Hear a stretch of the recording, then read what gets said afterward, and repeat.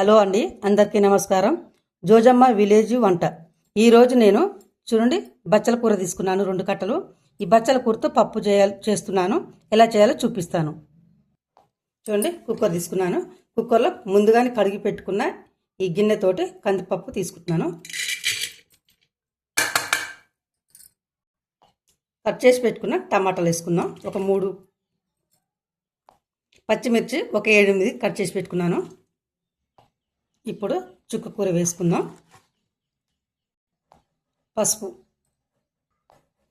కొంచెం ఆయిల్ కూడా ఇప్పుడే తీసుకుందాం, ఎందుకంటే పప్పు పొంగిపోకుండా ఉంటుంది అన్నమాట కుక్కర్లో.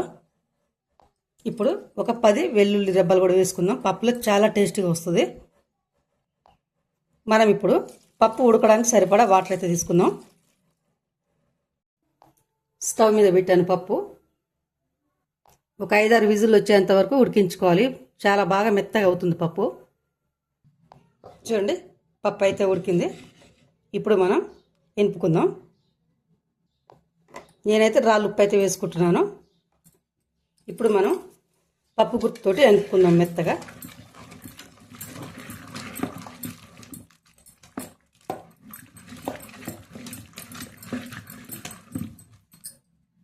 చూడండి పప్పు అయితే మెత్తగా ఎనిగింది. ఇప్పుడు మనం తాలింపుకి రెడీ అవుదాం. ఇప్పుడు మనం తాలింపుకు సరిపడా ఆయిల్ అయితే తీసుకుందాం.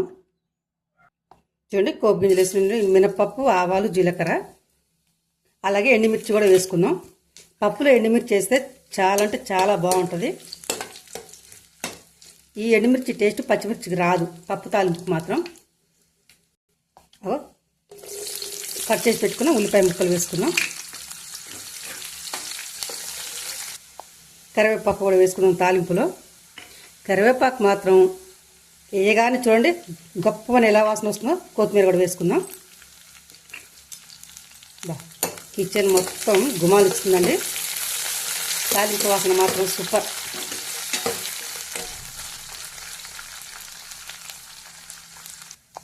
తాలింపు అయింది కదా, ఇప్పుడు పప్పు పోసుకుందాం తాలింపులో.